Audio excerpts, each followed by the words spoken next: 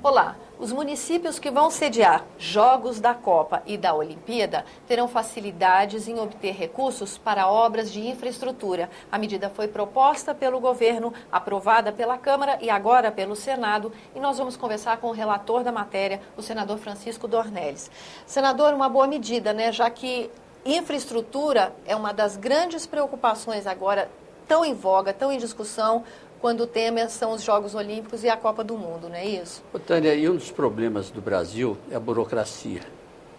Você, às vezes, para fazer uma operação de crédito, as exigências são tão grandes que o dinheiro fica parado e realmente essa burocracia está paralisando enormemente investimentos no país.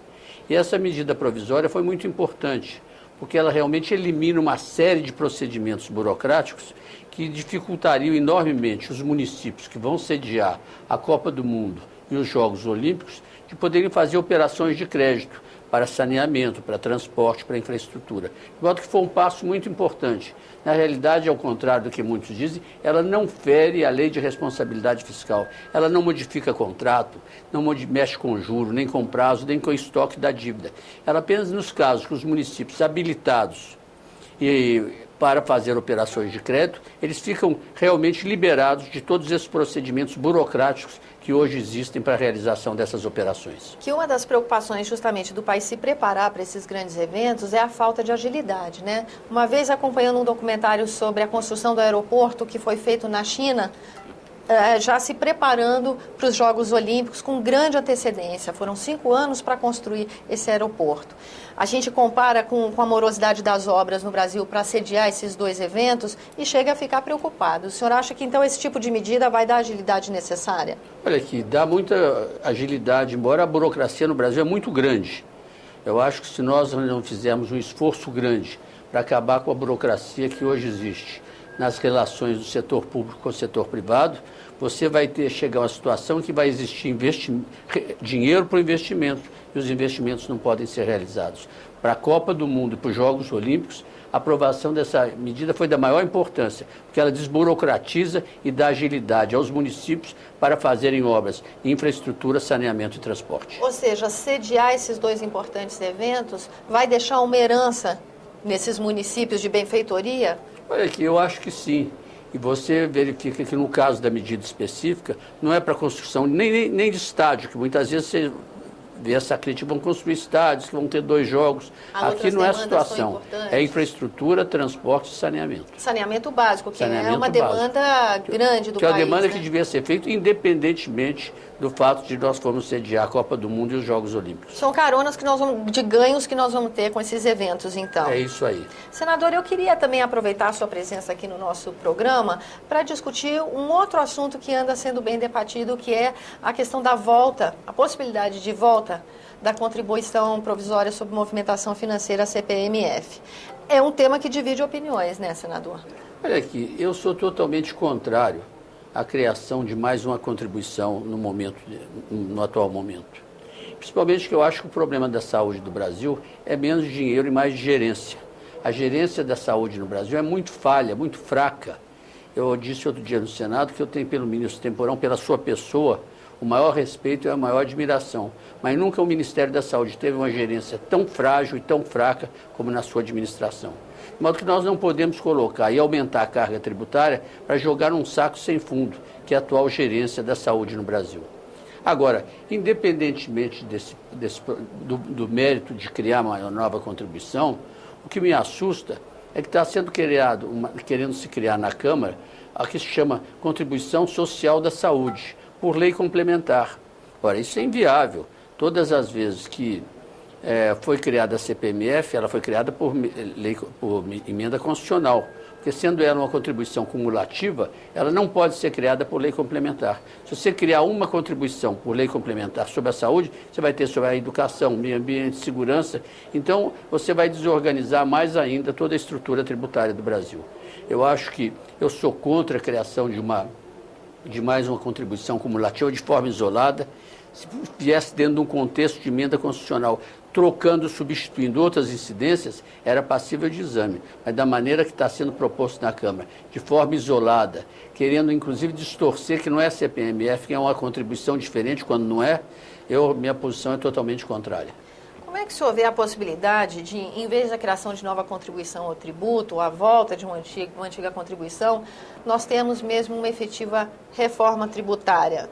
Assim, já vira uma tradição no país, toda vez que um presidente é eleito, ele acenar com essa possibilidade. A partir do momento em que ele tomar posse, vai ser uma prioridade.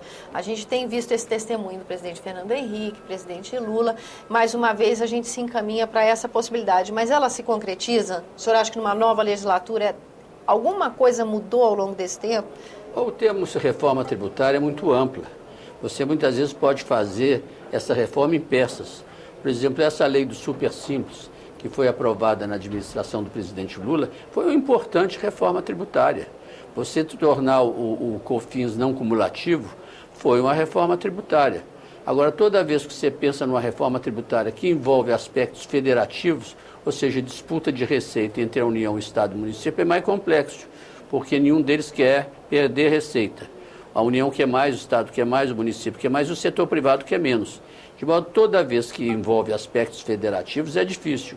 Agora, você no momento, eu acho que um dos pontos mais graves da nossa estrutura tributária é você tributar o investimento e as exportações, porque não existe esse lugar do mundo.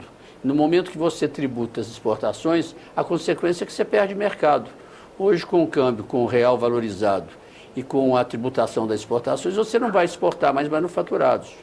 E, além disso, nós tínhamos que estabelecer uma meta de investimento, ampliar o nível de investimentos. E não tem sentido você tributar aquele esforço da empresa para investir e gerar mais renda e mais emprego.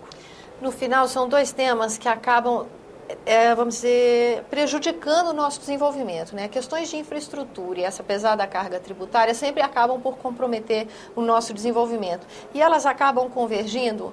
Fica mais difícil investir em infraestrutura, fica mais difícil atrair investimentos com essa carga tributária. O senhor acha que tem uma convergência desses dois problemas e uma perspectiva de solução? Olha aqui, eu acho que a tributação do investimento é a maior distorção que existe hoje no sistema tributário brasileiro. Eu não digo a maior, não, uma das grandes distorções. Eu apresentei um projeto de lei no Senado desonerando o investimento da tributação do COFINS, do PIS/COFINS. Foi aprovado pelo Senado, está na Câmara. Foi aprovado, inclusive, pela Comissão de Finanças da Câmara. Eu espero que a Câmara dê prosseguimento, vá ao plenário, que nós possamos, o mais rápido possível, desonerar o investimento, porque é investindo que o país cresce, que o país gera mais renda e mais emprego. E sem investimento também, as questões de infraestrutura no momento que você dificulta o investimento, você prejudica todos os segmentos da sociedade. Tá certo, senador. Por último, para fechar a nossa entrevista, tem um último tema que eu ainda gostaria de um comentário do senhor.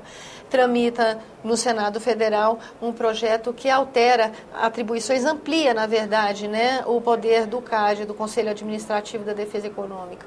O senhor podia falar para a gente sobre o assunto? O que o senhor acha, a sua opinião sobre o projeto? O projeto do CAD, ele estabelece uma autorização prévia do CAD para a fusão e incorporação de empresas. Hoje essa autorização é posterior, as empresas fazem a fusão e incorporação e depois pedem autorização do CAD. O projeto inverte a ordem. Eu acho perigoso, porque um processo de incorporação, de fusão, é feito e conduzido com muito sigilo. E no Brasil, o sigilo é um instituto que não existe no Brasil. Então eu acho perigoso. Agora, se caso realmente o Senado vier aprovar essa inversão de ordem, eu acho que tinha que estabelecer um prazo mais curto para que o CAD pudesse se opinar, ou ter um limite para opinar sobre o processo de fusão e incorporação. E para isso você tinha que diminuir alguns limites, alguns números, a partir do qual, ou abaixo do qual o CAD não se miscuaria, não se envolveria. Por exemplo, hoje, em procedimentos até 400 milhões, em fusão e incorporação até 400 milhões, o CAD não se interfere. Eu acho que nós tínhamos que levar esse número para 1 bilhão, 1 bilhão e 300, 1 bilhão e 400, de modo que o CAD ficasse com a responsabilidade de discutir importantes processos de fusão e incorporação, aqueles que realmente tivessem reflexos sobre o funcionamento de uma economia de mercado. De modo que esses pontos é que eu acho que tinham que ser levados em conta para que nós possamos aprovar essa legislação do CAD. Tá certo, senador. Agradeço, então, sua presença aqui no nosso Tânia, programa. muito obrigado. A você que nos acompanha também, muito obrigada pela atenção. Eu sou Tânia Horman, estive conversando com o senador Francisco Dornelles. Nós falamos desde a liberação de recursos para obras de infraestrutura nos municípios que vão sediar jogos, tanto da Copa quanto da Olimpíada. Ainda comentamos a volta da CPMF, possibilidades de reforma tributária e alterações da atuação do CAD. Se você quiser ver trechos dessa entrevista ou mesmo outras entrevistas feitas no programa Argumento, acesse a página da TV, www.senado.gov.br/TV. Nessa mesma página, você pode escrever e se comunicar conosco. Continue com a gente.